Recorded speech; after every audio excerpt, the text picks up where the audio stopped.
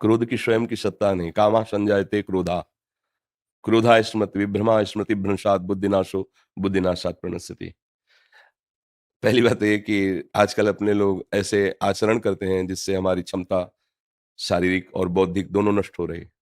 खान-पान और ब्रह्मचर्यहीनता जो दृष्टि में ही नहीं देखा जा रहा, उस पर सुधार ही नहीं किया जा सकता। क्योंकि छोटे-छोटे बच्चों के पास मोबाइल है, छोटे-छोटे बच्चे गंदी हरकतें करके अपने को नष्ट कर रहे हैं। अब कैसे, जब नींव ही खराब है तो हम महल की बात कैसे कर सकते हैं कि बहुत बढ़िया बिल्डिंग बन सकती है। अगर संयम से रहा जाए, गृहस्थ भी ब्याह भी हो जाए तो भी संयम से रहा जाए, खान-पान पवित्र किया जाए और प्रभु का नाम जप किया जाए, तो हमारी निर्णय गलत है। हमें क्रोध कब आता है? जब हमारे नेगेटिव प्रतिकूल कोई बात होती है। भला पॉजिटिव अनुकूल में कभी क्रोध आया है क्या? आप देखो आ ही नहीं सकता। जब हमारे कोई विचार पॉजिटिव हो, अनुकूल, व्यवस्थित, तो फिर हमें क्रोध आएगा ही नहीं। तो जिसको हमने प्रतिकूल और नेगेटिव माना है, उसका निर्णय करने वाली अगर हमारी बुद्धि ठीक हो, अपने आप को बचा लेंगे और सामने वाले को भी बचा देंगे। पर वो बुद्धि इतनी अपवित्र हो गई, असमर्थ हो गई, कोई ठीक निर्णय नहीं कर पा रहे, तो फिर हमें गुस्सा आ जाते हैं, लड़ाई लड़ते हैं या मन से उसका अनिष्ट सोचने लगते हैं। हर तरह से हमारी भी हानि है, उसकी भी हानि है।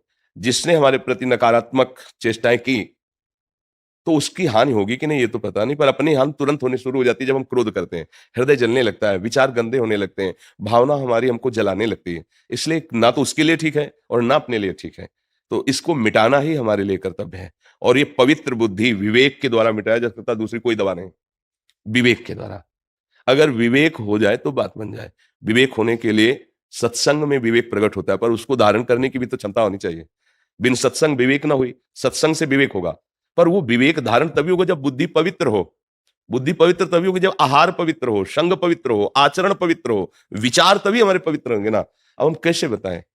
गंदे भोजन करना, मनमानी आचरण करना, गंदे दृश्य देखना, गंदा व्यवहार करना, गंदा विचार रखना, अब कैसे सुधार हो, कैसे सुधार हो? क्योंकि नींव गड़बड़ हो रही है।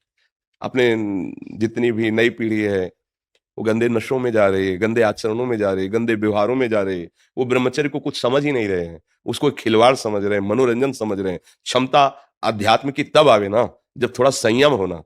अब जैसे कोई कहता है मैं भगवान की अनुभूति कराओ तो माने। यार पूरा जीवन हो गया उन्हीं की अनुभूति के लिए तो चले। ये जितने महात्मा हैं, ऐसी अनुभूति हो जाती है कि ये करवाओ, ये कोई ये थोड़ी कि थोड़ा टेस्ट करवाओ तब हम चलेंगे। उसके लिए तुम्हारी जबान भी तो ठीक होनी चाहिए।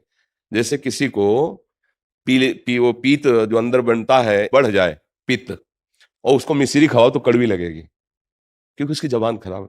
हमारी इंद्रियां मलिन हो चुकी हैं। जैसे राधा नाम सुधा रसम, कह रहे राधा नाम क्या है? बोले अमृत रस है, प्रेमामृत भरा हुआ। पर हमें अच्छा नहीं लग रहा, नहीं वो स्वाद आ रहा, जबान खराब है।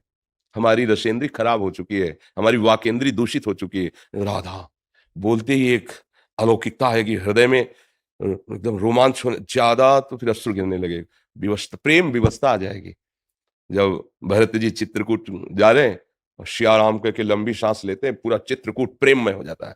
महाप्रभु चैतन्य देव हे कृष्ण, जहाँ वायुमंडल पूरा कृष्णमय हो जाता है। नाम का देखो वो प्रभाव, और एक नाम का कि हमें बिल्कुल अच्छा नहीं लगता, हमारा हृदय इधर भी नहीं होता। तो नाम तो वही है, पर हमारा हृदय बहुत मलिन हो चुका है, इसको ठीक करना होगा। तो थोड़ा ब्रह्मचर्य पर ध्यान दो, आहार शुद्ध रखो, गंदे लोगों का संग न करो और नाम जप करो, तो आपकी बुद्धि में विवेक आने लगेगा, क्षमता आने लगेगी उसको काटने की। काट दिया तो बात बन जाएगी। अब नहीं काटा तो फिर उसको काट दोगे।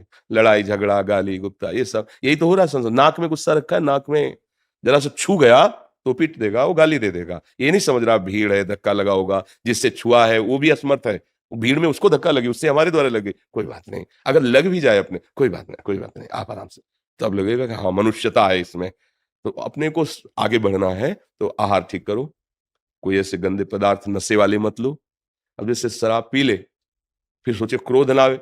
शराब पी लेने पर अहम इतना बढ़ जाता है, अब अहंकार बढ़ चुका है, तो सारे दोस्त उसमें बैठे हुए हैं, अब आप जरा सा छेड़ दोगे तो फिर लड़ाई झगड़ा शुरू। तो अब वो बुद्धि जिसने शराब पी है, क्या कभी वो ठीक निर्णय कर पाएगी ना पीने पर भी? क्योंकि मलिन तो हो गई ना। अब जो मांस खाई हुई हिंसक वृत्ति प्रकट करने वाला भोजन है, भले आपने हिंसा नहीं की, लेकिन उसकी हिंसा हुई है, उसमें आप सहयोगी हैं क्योंकि आप खा रहे हैं। तो आपकी बुद्धि क्या करेगी? हिंसक बनेगी, उसमें क्रूरता आएगी, निर्दयता आएगी।